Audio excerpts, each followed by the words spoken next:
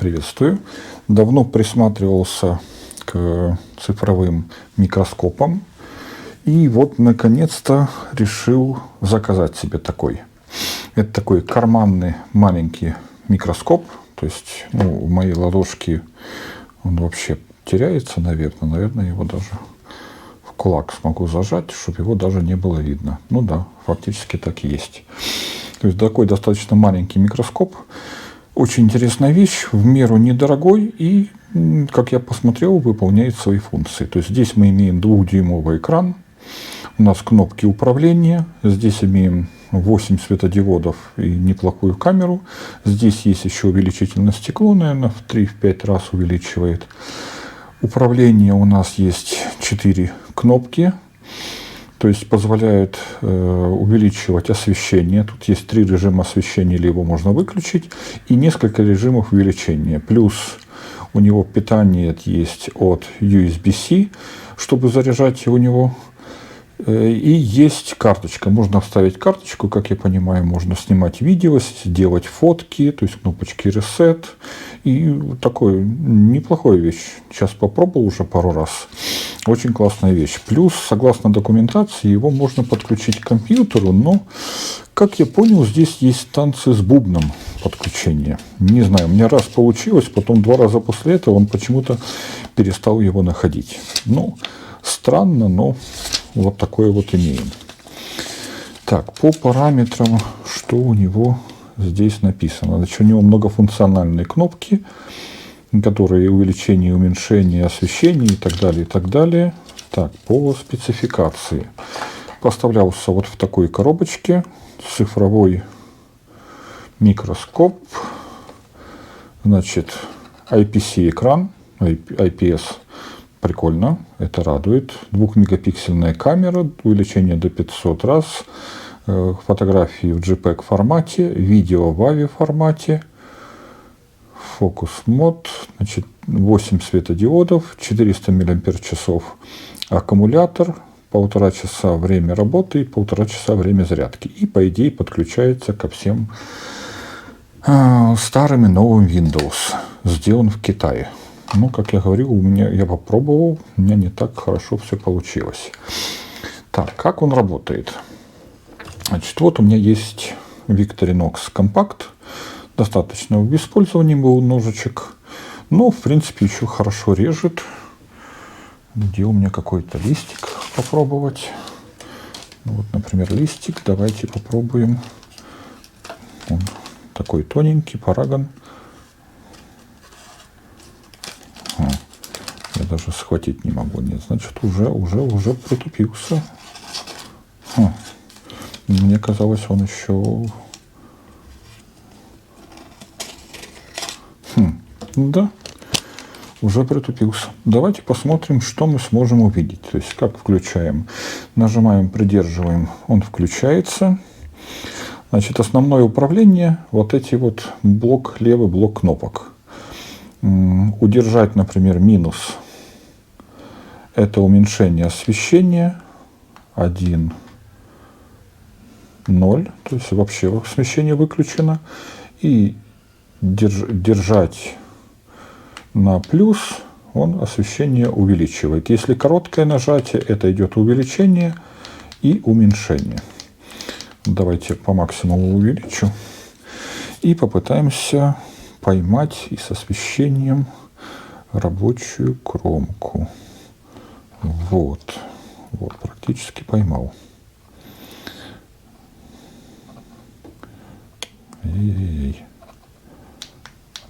Так, максимальное увеличение, максимальное. Так, немножко надо подергать, чтобы правильно все поймать. Так, это хуже, это лучше. То есть, как мы видим, в режиме реального времени, в принципе, можно оценить... Так, от чего он... Так, потерял. Вот, нашел. Вот, мы подали освещение на режущую кромку. Так, он ухудшает. Вот, где-то так. И вот мы можем по ней пройтись Немного иногда надо немножко дальше, немножко ближе. Можем пройтись по режущей кромке и посмотреть, в каком она состоянии. То есть таким образом ни одно мое увеличительное стекло не сможет ничего сделать. А так мы вот даже мелкие риски можем найти. Прикольно, честно говоря. И это все можно тут же сделать фотографию. Главное только приспособиться. Так, вот так вот. Вот мы видим, даже риски есть, все что угодно. Главное приспособиться и правильно это все сделать. Вот у меня есть, например, ножик, который я затачивал с помощью такого вот фискарса, плюс, соответственно, Victorinox. Вот просто попытаемся сравнить с тем, как выглядит немножко поношенная заточка Victorinox. Так, вот у нас есть, поймалась. Вот режущая кромка. Ну, сказать, что много хуже, ну, не знаю, она просто другая. Хотя, в общем, выглядит неплохо. Так, но самый интересный момент, что вот этот карманный микроскоп цифровой мы можем спокойно подключить к компьютеру. Единственное, я попробую сейчас это сделать уже за кадром, потому что я несколько попыток пробовал. У меня первый раз он быстро подключился, а второй раз, третий раз, четвертый раз почему-то вот не хочет. Инструкция написана очень непонятно, части приложения нету, найти нельзя. То есть то, что здесь написано, зайдите на сайт такой-то, зайдите в download, страницы не существует. То есть пришлось станциями с бубнами подключать. Есть такое у них приложение AimCap. Но в самом, вот я Windows подключал, потребовалось сначала найти саму камеру, активировать ее, правильно добавить. И после того, как добавил, тогда уже в приложении AimCap можно видеть, что происходит. И когда оно на экране, конечно, намного интереснее это все рассматривать. Так что делаю небольшую паузу, пробую. Так, у нас онлайн включение с камеры получилось. Подключиться, правда, какие-то танцы с бубном, надо немного разобраться, как это делать. Значит, вот мы видим на экране. Я пытаюсь посмотреть режущую кромку. Опять же, это у меня Victorinox компакт. Так. Надо навести резкость. Немножко от себя. Вот. И мы видим на экране, что действительно можно очень качественно посмотреть режущую кромку. Главное понять, какое увеличение сделать и правильно подать освещение. Ну и так как это у нас все на компьютере, соответственно, мы спокойно можем это все заснять, сделать видео, сделать фотки. Ну, например, кончик. Так, сможем мы правильно резкость. Вот. Ну, надо приноровиться, конечно, да. С моим небольшим дрожанием рук это вообще сложно сделать. Так, ну я думаю, приноровиться можно. Так, надо правильное освещение подать и правильное расстояние. Вот. Вот мы достаточно качественно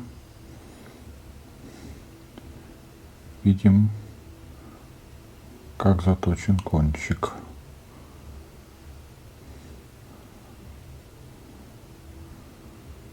Ну, соответственно, таким же образом мы можем осматривать много разных вещей. Я даже не знаю. Так, как оно будет выглядеть на компьютере? Край этой бумажки. Так, ну край бумажки не интересен. А давайте надпись. Да, вот у нас есть User Manual написано. Давайте букву M рассмотрим. Ну, достаточно прикольно. То есть я фактически положил, видно, я просто положил устройство вот таким вот образом. Положил его на... Так, где у нас буква М потерялась? Ну да, с таким увеличением ты еще попробуй ее найти. Во, нашел.